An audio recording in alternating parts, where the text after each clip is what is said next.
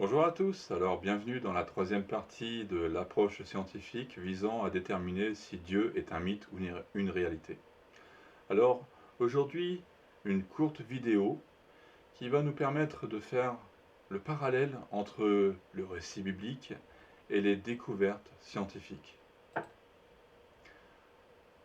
Prenons les 4 premiers mots que nous retrouvons dans le récit biblique. Dans la Genèse, nous avons déjà lu « Au commencement, Dieu créa ». Alors la Bible nous dit qu'il y a eu un commencement alors que les scientifiques d'avant Einstein estimaient que l'univers avait toujours existé et qu'il n'y avait pas de fin. Aujourd'hui, d'ailleurs, nombreux encore sont ceux qui sont convaincus par cette idée. Si l'univers a toujours existé, s'il n'a ni commencement et qu'il n'aura pas de fin, c'est une preuve que Dieu n'existe pas. Mais au contraire, si l'univers a un commencement, cela accrédite la première partie du récit biblique. Et en 1915, Albert Einstein, encore lui, nous avons déjà mentionné, publie sa théorie de la relativité générale, le fameux E égale mc carré. E signifiant l'énergie, m la matière et c la vitesse de la lumière. Elle remplace la théorie de la gravité qui a été publiée par Newton. En 1927, Georges Lemaître, puis en 1929, Edwin Hubble, confirmeront une expansion de l'univers sur la base de la théorie de la relativité générale d'Einstein. En 1931, Lemaître poursuit son travail et explique que l'univers a commencé avec un atome primitif, et donc qu'il a eu un commencement. En 1949, le terme de Big Bang est inventé par Fred Hoyle pour se moquer de Lemaître et de ceux qui pensaient comme lui. Mais en 1964, la donne va changer lorsque deux ingénieurs, Arno Penzias et Robert Wilson, prouvent scientifiquement, par hasard, que la Big Bang a bien eu lieu. Fred Hoyle, qui au début se moquait face aux preuves de ce Big Bang, est devenu croyant. Aujourd'hui, le Big Bang est reconnu par la majorité des scientifiques. Robert Wilson, donc prix Nobel de physique, a quand même déclaré, à mon sens, si vous êtes religieux selon la tradition judéo-chrétienne, il n'existe pas de meilleure théorie de l'origine de l'univers qui puisse correspondre à ce point à la Genèse. Notre univers a bien eu un commencement. Ainsi, les 4 premiers mots de la Bible sont prouvés scientifiquement. Au commencement, Dieu créa. Allons un petit peu plus loin et lisons ce que la Bible nous dit. Que la lumière soit, et la lumière fut. Alors, un mot sur cette curieuse lumière qui apparaît avant le soleil. Cela fait couler beaucoup d'encre. Souvenez-vous que nous avons déjà vu que lorsque les planètes de notre système solaire ont été créées, à un moment donné, la Terre était régulièrement frappée par des météorites. Certains de ces morceaux donneront d'ailleurs naissance à la Lune. À cette période, la Terre ne ressemblait qu'à un vulgaire caillou tout cabossé. Elle était, si je puis dire, informe et vide. Il n'y avait rien dessus. Nous avons aussi mentionné qu'il n'y avait pas de terre à la surface de notre planète, juste de la roche, et que tout autour de ce caillou, il y avait une sorte de vapeur d'eau qui s'élevait du sol, une vapeur assez dense, vapeur qui donnera naissance à la Pantalassa, un océan unique, et à la Pangée, un continent unique. Sur cette diapo, vous pouvez faire une comparaison entre le récit du premier jour, qui nous dit qu'il y a de la lumière, et la lumière fut, et le récit du quatrième jour, où on voit que finalement, les luminaires dans l'étendue du ciel, pour séparer le jour et la nuit, apparaissent. Et un géochimiste japonais, Ozima, a déclaré que lors de la création de la Terre, il y avait tout autour de cette Terre, finalement, une épaisse poussière. Alors il y a d'autres scientifiques aussi qui se sont exprimés là-dessus et qui ont déclaré que quelques secondes après le Big Bang, l'univers est devenu sombre. Alors, finalement, C'est peut-être ces fameuses ténèbres dont fait mention la Bible au verset 2. Et le verset suivant dit que la lumière soit et la lumière fut. Alors ici, c'est un passage un peu dur à comprendre et qui peut mener à la conclusion finalement que la Bible est fausse. En effet, nous avons vu que dès le premier jour, Dieu crée la lumière. Mais le problème, c'est qu'au quatrième jour, Dieu crée le soleil et la lune.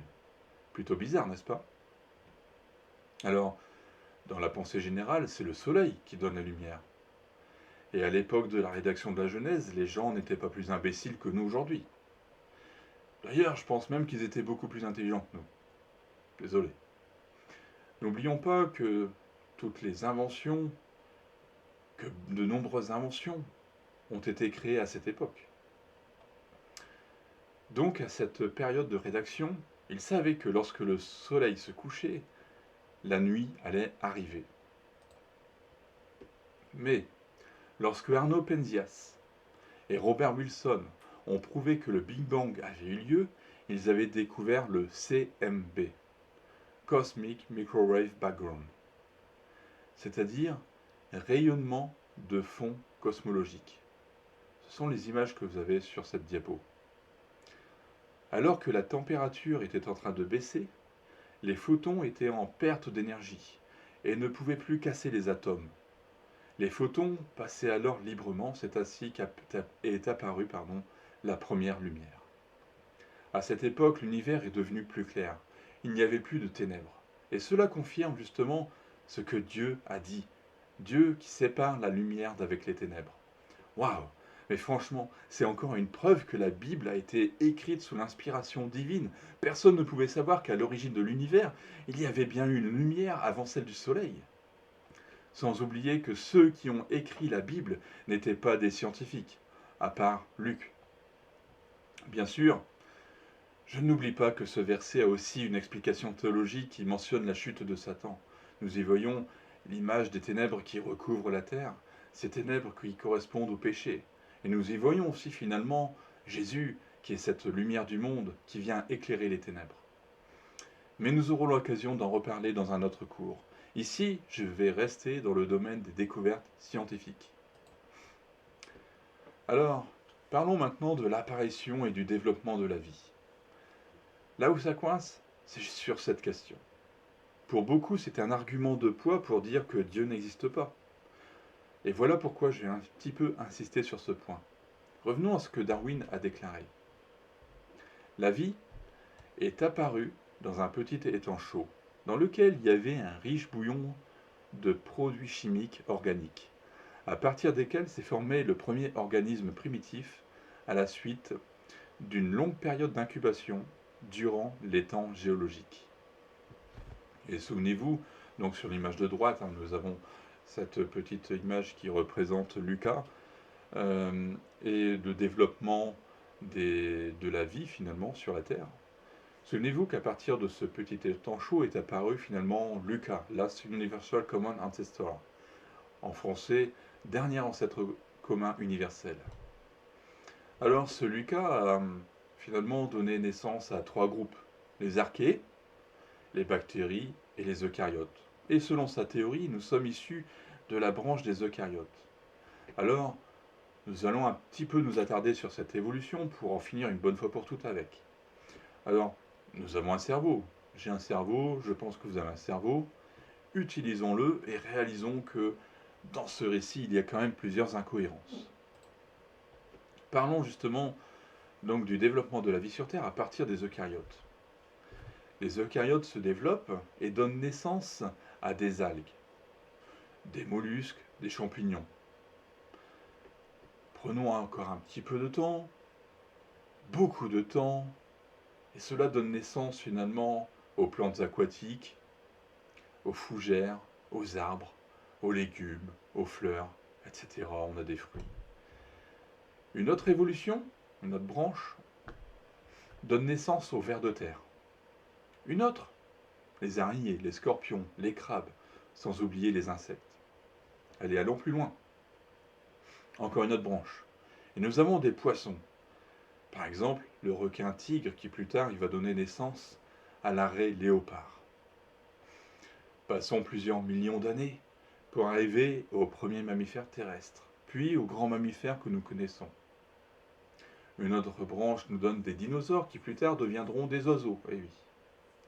Puis le singe, et plus tard l'homme. Bref, je ne sais pas si vous êtes comme moi, mais j'ai quand même un peu de mal à croire en tout cela. J'ai du mal à m'imaginer que tout cela soit concevable. Et cela, pas parce que je suis chrétien. Parce que même lorsque je n'étais pas chrétien, je me posais des questions sur la véracité de cette théorie. La question que je me posais, c'était par rapport au fait que selon la théorie de l'évolution, nous sommes apparus par un heureux concours de circonstances. Mais aussi sur le fait qu'aujourd'hui, il n'y a pas d'évolution. Où est l'évolution aujourd'hui? Bien sûr, il existe bien une micro-évolution, nous en aborderons dans la prochaine vidéo. Mais pas de macro-évolution. Nous n'avons pas de nouvelles espèces, de nouveaux arbres. Au contraire, personnellement, à cette époque-là, en tant que non-chrétien, j'avais plutôt l'impression que les choses allaient en décroissant, dégénérescence. Alors, dans l'apparition de la vie sur Terre, il faut beaucoup de hasard. Et je vais m'attarder un petit peu sur cette question de hasard. Le Soleil est positionné à une distance suffisamment proche pour que nous puissions avoir de la chaleur et que nous ne gèlions pas, mais aussi suffisamment éloigné pour que nous ne ressemblions pas à un barbecue, à une viande sur un barbecue, que nous ne brûlions pas.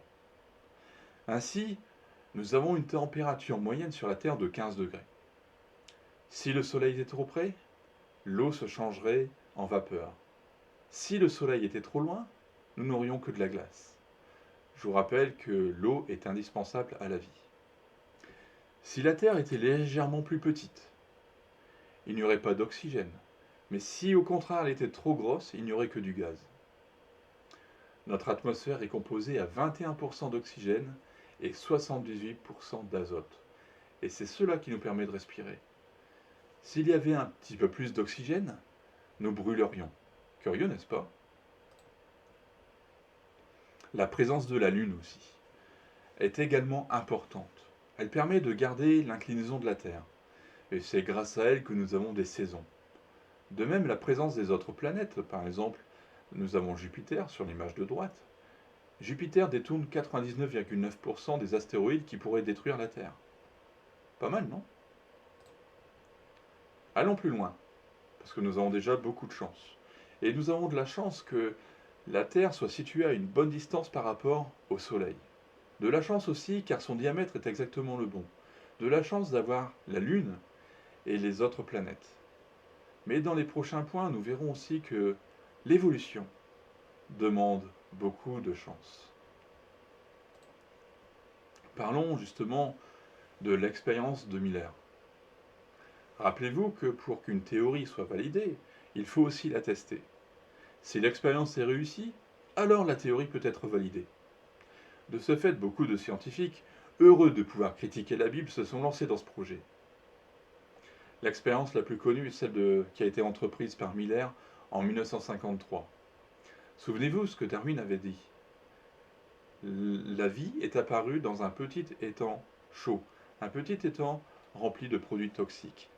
Alors, Miller a préparé une soupe avec des ingrédients comme l'hydrogène, le méthane, l'ammoniac. Et il a fait bouillir cette soupe, puis a déclenché une décharge électrique. Cette expérience a réussi à créer 13 acides aminés. Alors, un acide aminé est composé d'oxygène, d'hydrogène, d'azote et de carbone. Plusieurs acides aminés constituent les protéines. D'autres scientifiques ont réussi à créer de l'adénine. Nous avons déjà mentionné ce terme. Souvenez-vous que nous en avions déjà parlé lorsque nous avons parlé de l'ADN. Ce fameux ADN qui ressemble à une structure à double hélice. L'adénine, c'est l'une des 4 bases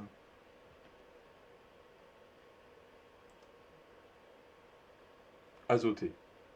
On l'appelle aussi nucléotide. Voilà. Donc ici. Quant aux deux autres bases, donc c'est double hélice, hein, quant aux deux autres bases, elles doivent être associées à la thymine. Non, pardon, l'adénine doit être associée à la thymine, voilà. Quant aux deux autres bases, la guanine et la cytosine, doivent être, elles, associées ensemble. Ces soupes ont réussi à créer quelques acides aminés, ou une base de l'ADN. Mais, voilà, une base de l'ADN. Mais nous sommes encore très loin de faire apparaître une séquence d'ADN complète. Bref, il faut vraiment beaucoup de chance pour faire apparaître la vie dans ce petit étang chaud. Souvenez-vous que nous avons vu qu'il existe des organismes unicellulaires, c'est-à-dire composés d'une seule cellule. Mais nous avons aussi vu qu'au sein de cette cellule, il y a une grosse usine. Nous avons vu que cette cellule est composée d'une membrane cellulaire et qu'à l'intérieur, il y a le cytoplasme, et qui est situé finalement entre cette membrane et le noyau. Le noyau contient l'information génétique, et donc plusieurs molécules d'ADN. Alors à cela, il faut aussi créer l'ARN. L'ARN permet de lire l'ADN. Aujourd'hui, de nombreux scientifiques se demandent si cette structure ADN a pu être créée par hasard. Je cite par exemple Sir Francis Crick, qui a un prix Nobel de chimie, et je précise qui est athée. Et il a déclaré « Une structure comme l'ADN ne peut pas être apparue par hasard. Un honnête homme, armé de tout le savoir à notre portée aujourd'hui, se devrait d'affirmer que l'origine de la vie apparaît actuellement tenir du miracle, tant il y a de conditions à réunir pour la mettre en œuvre. » Revenons à ce que Darwin a déclaré à la fin de sa vie. Et parlons finalement de ces fameux chaînons manquants. Nous avons plein de fossiles et si ma théorie est vraie, dans le futur, on en trouvera des quantités. Et on trouvera des espèces intermédiaires qui prouveront que ma théorie est vraie. Et si on ne les trouve pas, il faudra renoncer à ma théorie. Important. Il faudra renoncer à ma théorie. Mais le problème est que depuis que cette déclaration a été faite, on a retrouvé énormément de fossiles. Mais par contre, on n'a toujours pas retrouvé ces fameux chaînons manquants, ces fameuses espèces intermédiaires. Mais on n'a pas non plus renoncé à cette théorie, conformément au désir de Darwin. Je ne m'attarde pas plus là-dessus, puisque nous l'avons déjà vu. Je m'arrête là. Je vous l'avais promis, une courte vidéo. Alors, n'oubliez pas, une question, un besoin de prière, vous avez mon adresse mail. N'oubliez pas de vous abonner, et d'ici 2 jours, je remets la suite de ce cours. Que Dieu vous bénisse, et à bientôt.